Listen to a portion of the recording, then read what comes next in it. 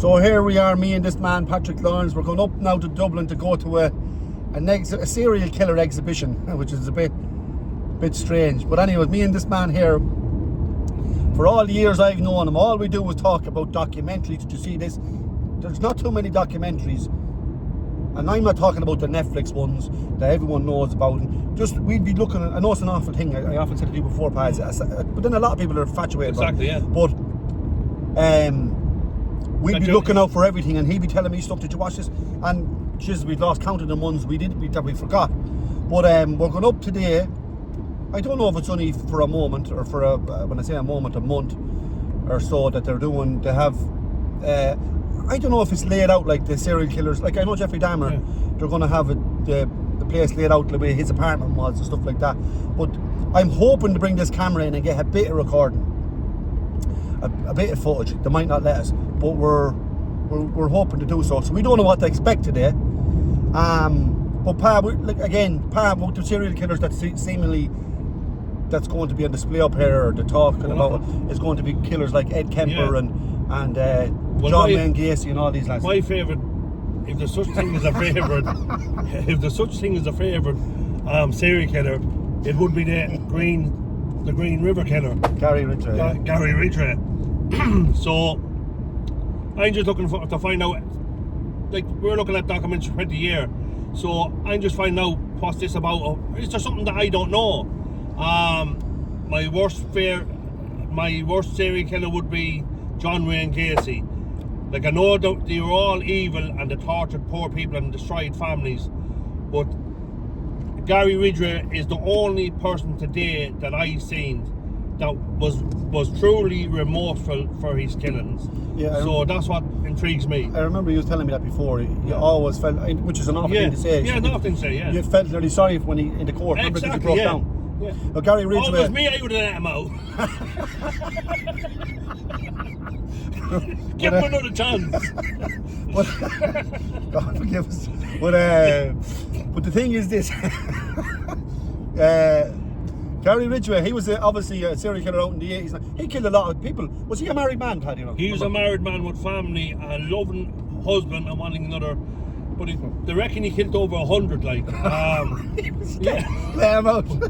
But they only got 40 or 50 bodies. They said he definitely killed over 100.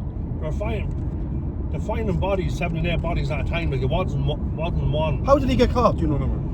How did he get caught? They had him brought in before because the one girl he picked up, the girl's boyfriend was a pimp, and he followed where he was bringing her, and he lost him along this house in the estate, and next the girl was never seen.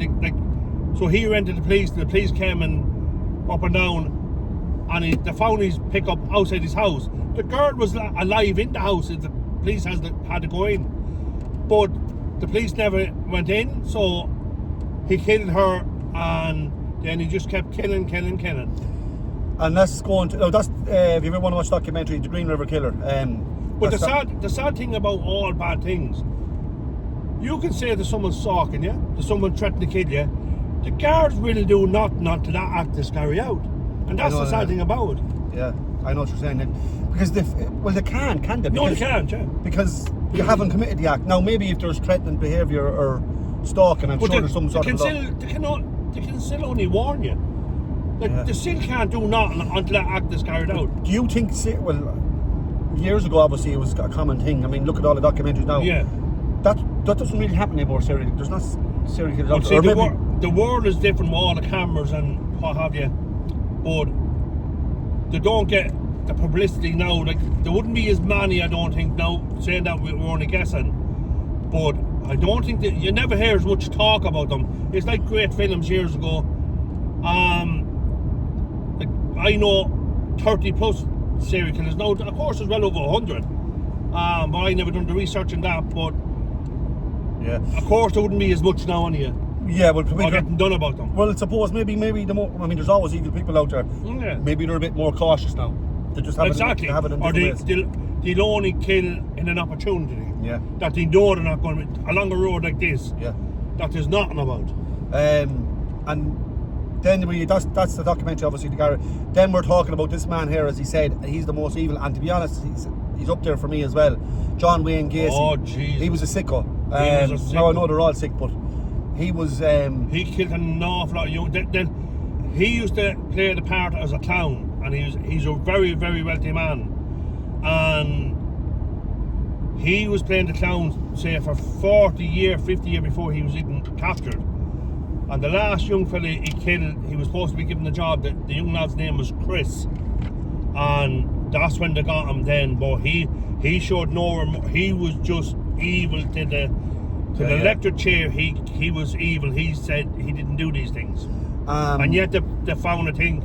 I'm only guessing here again because it's a couple of months since I looked at documentary about serial killers. They found tons of bodies under these floorboards. Yeah, he was fairly extreme. I remember reading about him, and even in jail, he was very like he was. And he wasn't far from remorseful, but he was smirking. He was really always playing mind games, wasn't he? All the time, even with people. And as far as I know, didn't somebody go in and do? Yeah, but I think they used to bring in male prostitutes to him with the money he had. He had that much money, so he had power. And the police again, or the wardens in the jail, they were taking the money. Fellas was allowed to go into them. Like. Yeah, he was sick. He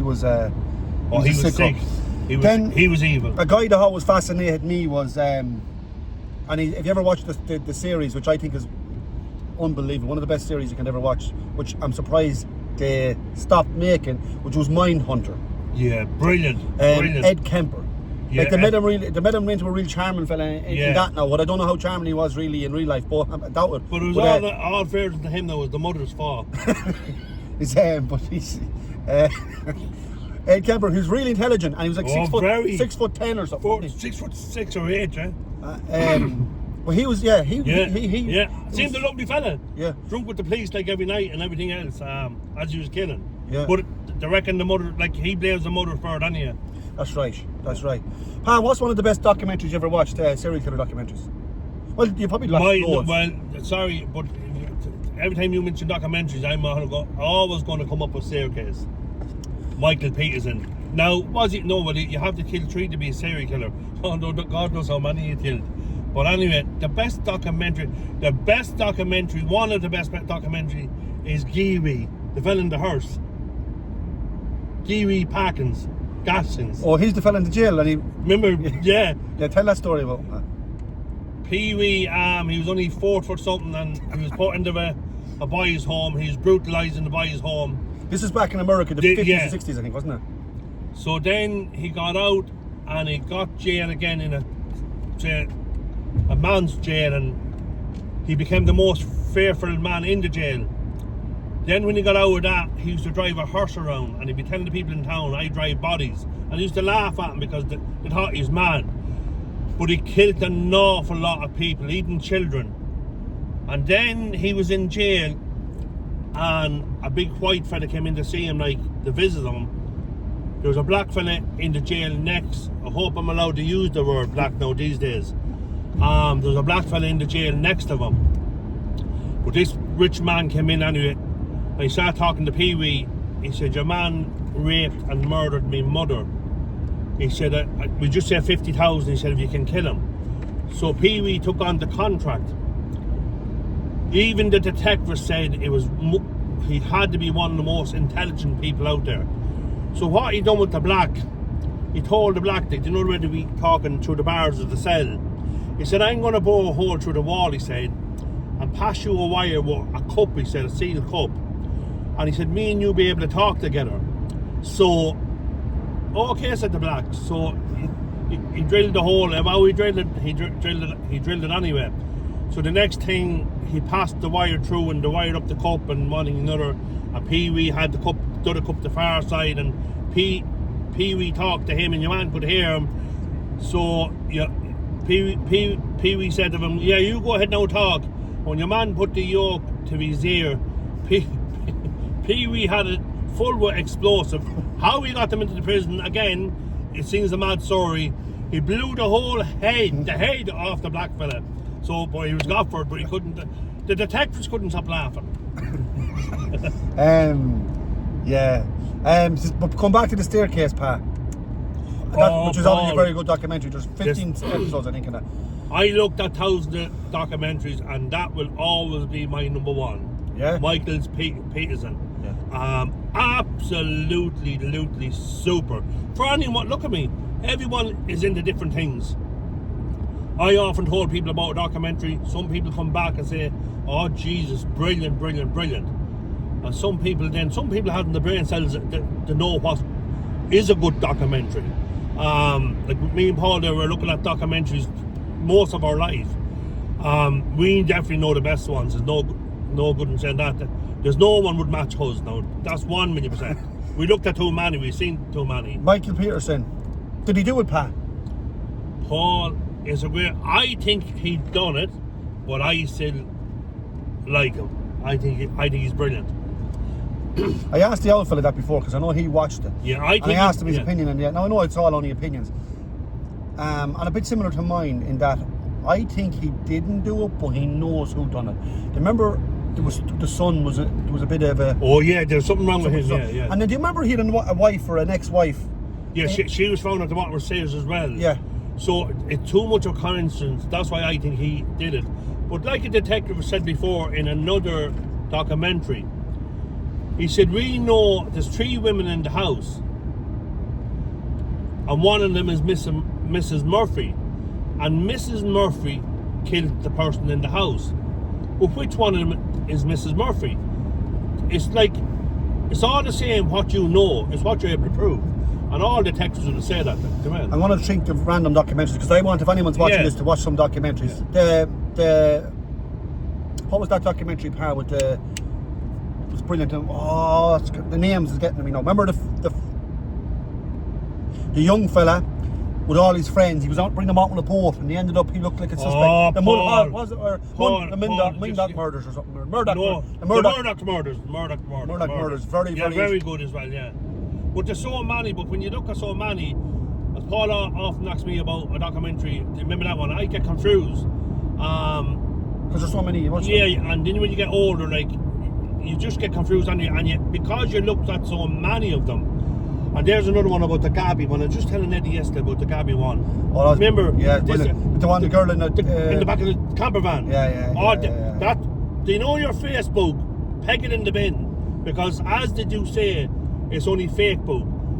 This lovely, good looking girl was with her boyfriend.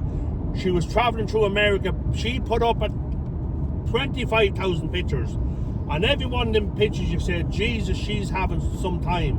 And all that girl was doing is torturing. And there's being tortured, sorry. And there's a very, very wary part. The guard pulls her live, like he talks to her, the policeman, and the footage is there. Are you okay? He said, and she's crying. No, I'm grand, she said. And the next thing, she gets back in the van with this fella, young lad, and they drive along the road, and another car passes, and he sees the curtains of the camper van getting pulled across, and he strangled her in that van. And this girl put up 25,000 photos with all different parts of America. And if you look at that, you say, Jesus, she's having some time. But it was false. And then in that documentary as well, so it just tells you the people you're dealing with out there as well. His mother and father backed him to the last. So you say to yourself, like, Jesus Christ, if your son done that, now I know it's okay talking until you're in that predicament, but Jesus, Mary, Joseph, if your son done that crime, would you tell him hold up his hands and say sorry? Yeah. But look at me. You think you know people, you don't. Murder at Starve Rock, remember that? Murder of Starve Rock, about 3 old women that got raped and murdered. That was back in the 60s. That is absolutely super. The detective that got him and got this animal to jail, he gave all the details of what he done and one another. But we say 30 or 40 years later, the detective's son wanted to do a documentary, which I count my fucking idiot. And he asked the father to take part in the documentary, and the father said he would. The father was a lovely man, a detective. He was an aged man at this time, and the father said he done it, and he spoke. But because he done the documentary, he went in to visit a man and this and another. And as the documentary is going on, it'll be for a year or 2 years, whatever the case is, the father died. your man that was locked up for the 3 murders played so nice to the lad that was doing the documentary.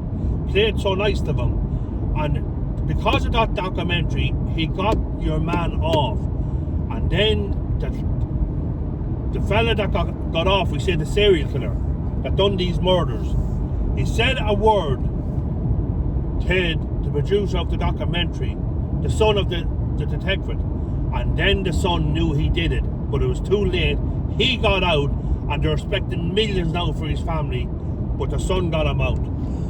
You won't have to watch that now, but that's the start. Yeah. But the documentary, no, but they're great to watch. The Gabby thing, just search Gabby on Netflix, you'll get the documentary on her. There's actually a one-off, like an hour documentary in it, and there's like a 3-part or something like that. Watch the series, because that's better. Now, to be fair, you can watch both of them, but go back to Stephen Avery, the murder. He was fucked. Murder, what was it? Making a murder. Making a murder, yeah. He was done wrong, like. Do you think he was done wrong? Oh, he was done wrong. Yeah, there's a lot of stuff that the evidence. And the detective that was investigating him was a sex offender. Yeah, and see, some people still think he done it. But you get people like that anyway. Me watching it at the very end, or the last season in particular, when that Catherine Zeller, she was very good. It started pointing towards, no, I'm going to get this wrong. It was like a cousin or something. Remember, he had all this stuff with his footage and his hard drive. They reckon there was a lot of sick shit on his hard drive, but I forget what part or what family member he was. They reckon he had a lot to do with it. But I tell you what's definitely wrong, and there's no disputing this. The young lad. Yeah, there's no disputing that. And that's disgraceful what happened to that young fella. He was brought in and he was coerced into making a confession that he never was there. Like, I think he was on the spectrum, that lad. Yeah. And what they done there is disgrace, and it feels like if you made that decision and they put him through, as far as giving him a conviction, they'll never go back in it. It's shocking. Told Paul here today, I seen one there last week about Pierce Morgan. I didn't like Pierce Morgan. I don't like him. I thought he didn't like him. He sits in the fence with everything. Yeah, exactly. But this is what I'm going to say. I always did not like Pierce Morgan. He's a suck-up cunt. But I looked at a documentary with him only a couple weeks ago. I say the documentary could have been a year old. I don't know how old it was. This young mother of 2 children, 30 plus, lovely good looking lady, and next thing the little girl drowned in the pool. It showed the little trolley with the sand on it pushed up to the pool, and the girl's footprint on it where she climbed into the pool. The detectives got her 7-year-old brother, brought him away. Common sense coerced them and treated them like royalty, and the little son said his mother pushed his sister into the pool, but he was getting treated like a king with the detectives. And Pierce Morgan done this documentary, and I have to say one thing about him, and it shocked me. I said, fair play to him. He said to the detectives at the end of the documentary, do you not think it's shocking, he said, that you took a statement from a 7-year-old child, which is the truth. So that's what you're up against. Going back to Piers Morgan, I shouldn't have said he sits in the fence. He doesn't. He goes with the narrative until he's proven wrong, which he's done loads of times. But I'm not going to get into politics, but that's one thing I don't like about Piers Morgan. He's always going with the narrative, and he's wrong so many times, and it backfires on him, and then he wants to carry on and move on to something else. Exactly, that's what pisses me off with Piers Morgan. But I know what you're saying, but Pa, he's doing that thing. There's loads of people that does stuff like that. Remember your man, he was brilliant, Werner Herzog, remember him? Oh, the German fella? Yes, yeah, even his voice. He's a documentary filmmaker. What's the name of that joke? The Death Row. Is it the Death Row? Is it just called Death Row or something? Yeah. There's it's a series of he does like 7 or 8 episodes on each person that's on Death Row. It's actually on YouTube, and it's very, very good. His voice is very hypnotizing almost. Exactly. He's very, very good, and he'd done a documentary prior to this, which is very similar, and I think this is what made them go and make this series, Death Row. He'd done a documentary called The Abyss. Remember that? That's right. Yeah, absolutely brilliant. Very, very good. Brilliant. And but that's just one. We were just mentioning a few. Now, thousands we could go through. Pa, what documentary did you ever watch where you felt the serial killer, apart from Stephen Avery, because you felt he was innocent? What do you think was definitely where there was murder, were convicted of murder, that they not a hope they'd ever done? Jeez, that'd be hard to think about at this moment. But there's one on, I know there's one definitely on thing. Well, in fairness, he got exonerated. Trial 4, it's called. It's really, really good. That's a documentary series to look out for as well. I think you might have seen it, Pat. The Murder of Adnan Syed. Remember him? Oh yeah. And now I can't remember the details, Paul. The other shocking one, Paul, which was unreal. Remember the Chinese fella? Or the case of Adnan Syed. Sorry. Yeah. Remember the Chinese fella that went into his friend's place? Oh. They raped them and this, that and the other. Well, that was... and then they were in the house, the three of them. Yeah. I can't think of the name of it. And this is what the detective says. It's just like saying, well, Mrs. Murphy done it, but which one of them is Mrs. Murphy? Yeah. They killed him in the house, they brutalised him, and he was a friend of theirs. So, that's friends for you. But anyway, they brutalised him, killed him, and his wife, or his girlfriend, or I think his wife, a few years after, they gave her millions just to leave it alone. So they did kill him. Oh no, there's no doubt about it. All the evidence even. Yeah. He 100% he was murdered by one of three, I think, in the house. There was 4 of them altogether, I think 4 or 5. No, 3 of them. It was 3. And when they all, no, 3 of them. Yeah, 3 of them. Yeah, no, 4 altogether though. Yeah, 4 altogether. Yeah. And when the police came in, they were all showered. These 3 lads that done it had all showered and towels wrapped around them.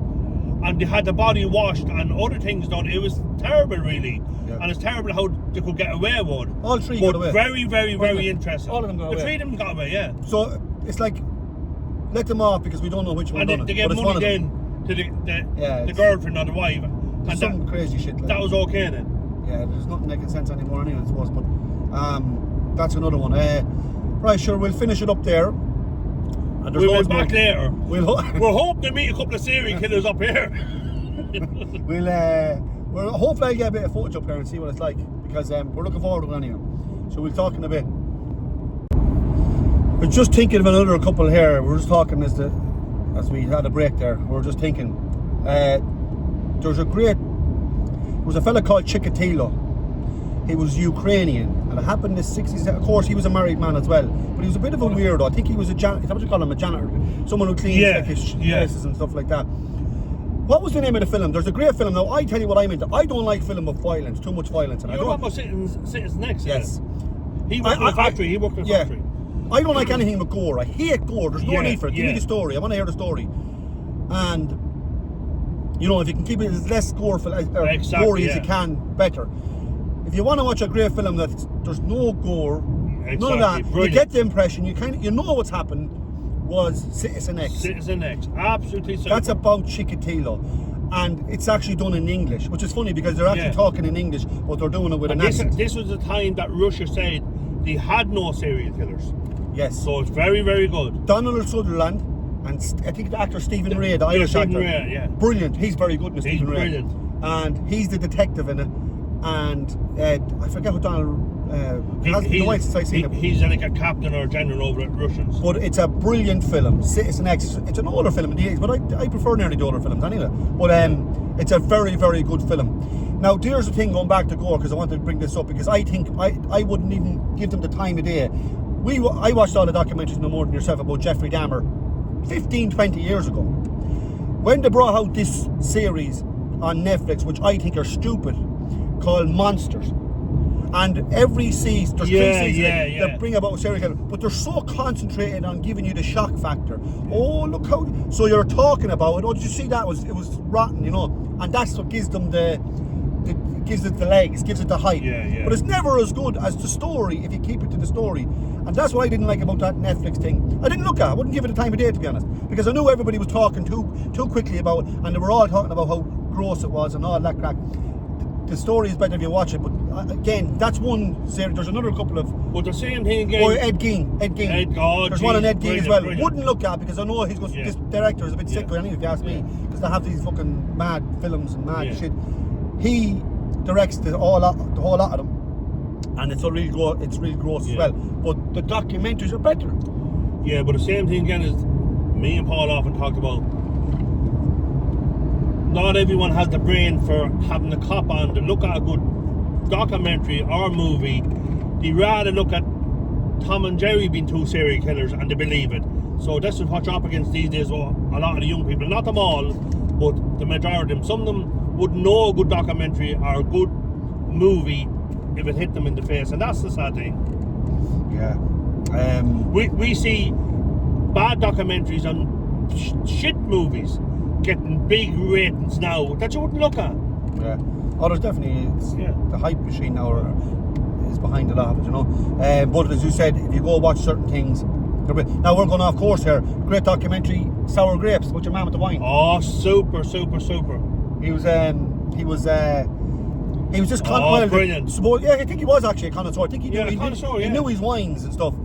And he used to sell these bottles of wine. There could be 200 years old or whatever, 150 years old, to all these big top people. And they'd be given millions, wouldn't they, for bottles of wine? Millions, and all the top connoisseurs would be like that, sipping it. And they'd be saying how nice it was and all that. And how, So I tell you what, some people, more than the paintings, there's an awful lot of forgery out there, more than the wine. And these top people that post and order their stuff believes it's the real thing, and they're not. Yeah, he was able to forge the labels and everything. And he was brilliant at it. And he's selling them to all the connoisseurs. One of the richest men in the world. I can't think of his name in America. Sorry. That knows about wine. They were sipping it. They were sipping the wine as if, that's beautiful. And all it was Mickey Mouse wine. And that's a great documentary. Sour Grapes. You'll enjoy that. But back to your thing about paintings, Pat. Some paintings. You ever see the prices they go for? Some of the prices that these paintings go for, and all they are, God forgive me for saying it, they're shite. You draw them. 1,000,000%, yeah. You. Oh, I'd be a good forger. But yeah, Pat, any other documentaries there? Jesus. You want to give people to watch? That was no good you watching this if you don't go on and watch one of them. We could be talking around the boys watching that. No, they will. I was hoping we'll get a job out of it. But what I was going to say, cheers, I can't get it. Takes me a minute to get this brain going. I normally wouldn't be out of bed until 12 o'clock. I was talking to Pa there. Pa said you'd love if someone offered you to come and talk to serial killers, would you? 1,000,000%.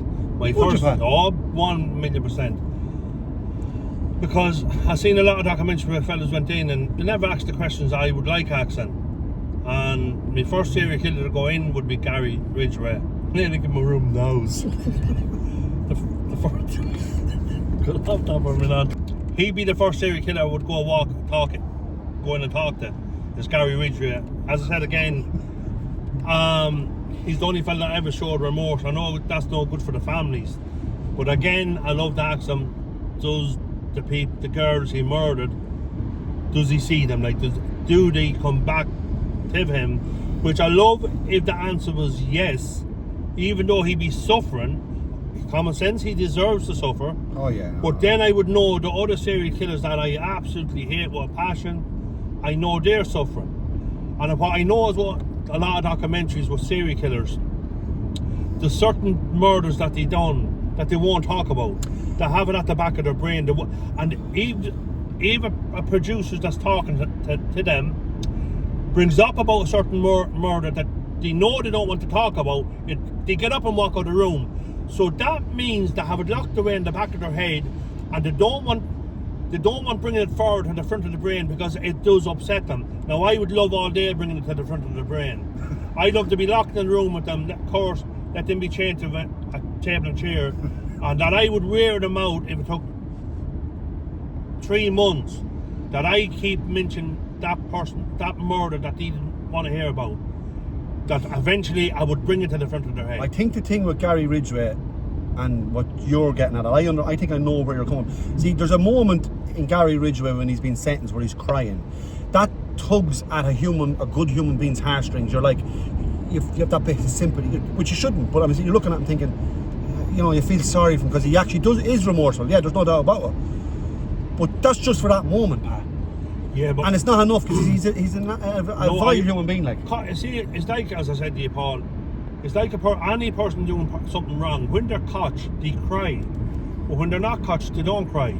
But for now I've seen enough of crocodile tears in my life, but I truly believe this fella bawled and cried. Was it a great show he put up? It could have been, but he done it for me. He had me convinced anyway. Now again, that doesn't say I'm 100% right, but he did do it for me. I seen the human part of him. I think I did anyway. And there was another gentleman in the courthouse that day, and he turned around and he said, I forgive you for murdering my daughter. So he believed him as well. So I think that's what broke him down, Pa. Sorry, I think that's what made him break down. When that man nearly forgave him, which is crazy. Yeah, Paul, you could be right. That kind of, I think, made him realise that how can a fella forgive me? Yeah, and then that broke him down. See, it's all the same how hard you are or how evil you are. There's a way of breaking everyone down. You just have to find that way. And of course, experts, we say in America, there's not too many back here in here. This is why they interview serial killers, to find out the methods. Is the methods the word? Methods, to find out, like, so when another serial killer's on the prowl, they have ways of finding out who he is by they know things about him then because of the other serial killers. So that's good as well. But they're very interesting documentaries. I'm looking at them over 20 years, and I always got. I had a doctor saying one day, I tell you how sad it is. He said that human beings have to look at sick things to make yourself nearly enjoyable, and it is terrible that you look at a documentary and you feel relieved or you feel relaxed in yourself, that you're happy to see it. Like, you don't want to see anyone suffering. Jesus, maybe it's another way that we're happy to, when you hear these girls or whatever what it is the case is that got murdered, that you all, yeah, look at me. I know young lads that got murdered, but I always remember them in my prayers. I'll give you one name now at the top of my head. Daniel Markham. He got murdered in Australia. He was walking to the bus.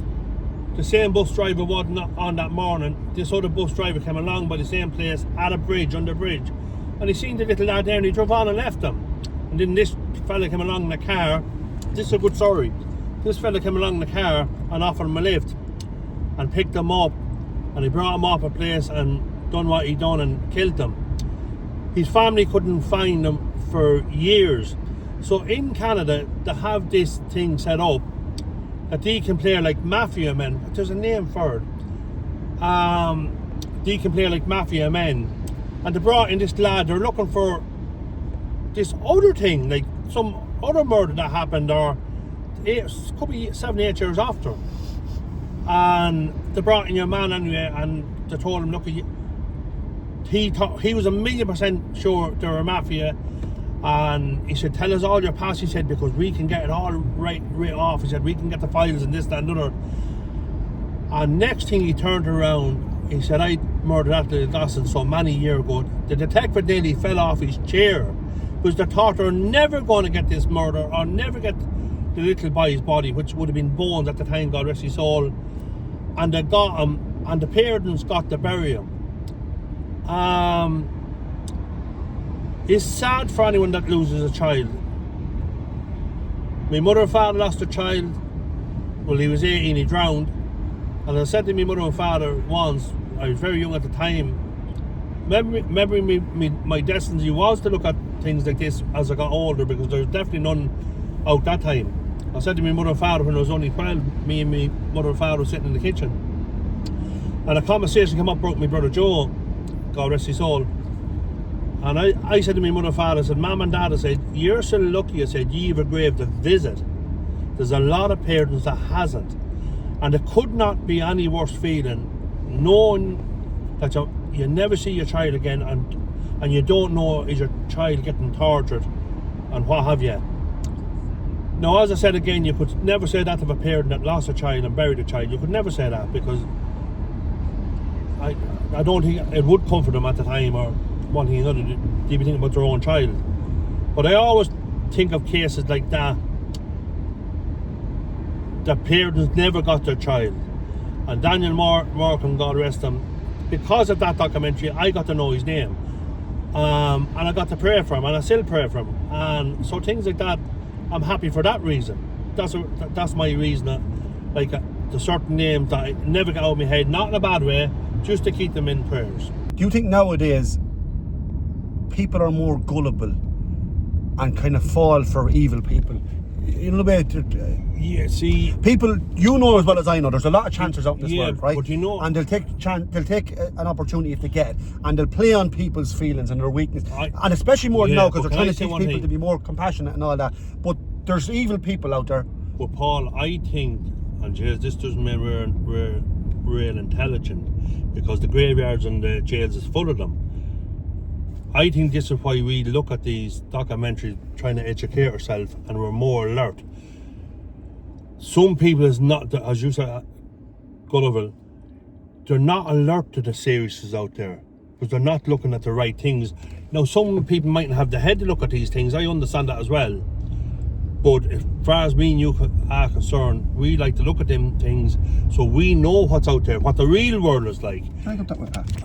You can if you drive it, but see, a lot of people just living in fancy land. The serious things in the world today, in my opinion anyway, a person should be thinking of the worst, because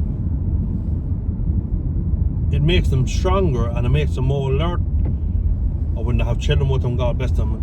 But some people just rather go through work to life without hoping it never happens to them. So this is us going for a coffee right before heading in. It seemed like it was going to be quiet that morning because there didn't seem to be many around. But when we got in, there was actually a nice crowd in it, and seemingly busy all the time, according to the people on the desk. So basically you just go through this these rooms. You know, at the start it's like these replicas of all detective offices and what the files would look like and that. Look, it's all interesting, and you have all the phone ringing and all the typewriter going, just to kind of give you that vibe. And they had displays like this and the cabinets of masks that serial killers wore and stuff. Gary Ridgway here, yeah, the Green River case. This is the one Pa's always on about. And then you go through others like Ted Bundy. This is the replica of the car he used to use, and as you see here, he had the front seat, passenger seat pulled out. That was obviously for victims to be able to lay them down and stuff. So it is kind of frightening and eerie when you're actually look at these things, and everything adds to it, the music overhead and stuff. And this is obviously some of the stuff he used to use. And this is this is all the victims you could imagine, the amount he had. And then Jeffrey Dahmer, look, horrible, as you can see. His kitchen was crazy, he was a mess. And he obviously, they're all sick, but he went to some extremes. And even with this fridge, if you watch the real photograph, if you check it out, it's just exactly like this when they opened the fridge, which is actually a horrible sight. And and this was his freezer. This was with the head amputated on it. Dennis Rader, the BTKB, was it? BTK killer. Patrick here watching the deli. This is like a replica of the houses he used to break into, and the way he would tie up his victims. So it's very, very eerie. Now look, then we have I think this is Harold Shipman. Yeah, Harold Shipman, the British doctor. And here's all his victims. John Wayne Gacy, again, another crazy man. I remember seeing a movie in him when I was younger. Brian Denny starred in it. To Catch a Killer was the name of it. That was the first time I ever heard of that man, and I was only a young lad at the time.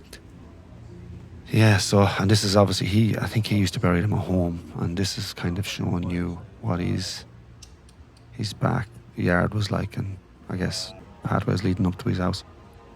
I didn't go through all the serial killers here because I didn't want to take too much footage, but because there's a lot more, there's a lot more scenes and stuff. This is John Wayne, John Wayne Gacy, the way he used to dress up. Horrible sight. Ed Gein. Anyone who knows Ed Gein, no one knows how many really he killed. They're not sure if it's too many, but he definitely did commit a couple of murders, but he used to dig up dead bodies from the grave, and he used to bring them home, and as you can see here, he used to make lamps, and he used to make parts like, yeah, look, you can see here, he used to use the skin for all sorts of stuff. And the Psycho movie and Texas Chainsaw Massacre, I always remember. And there's another one I can't think of at the moment that got influenced, or yeah, that influenced them to make them movies.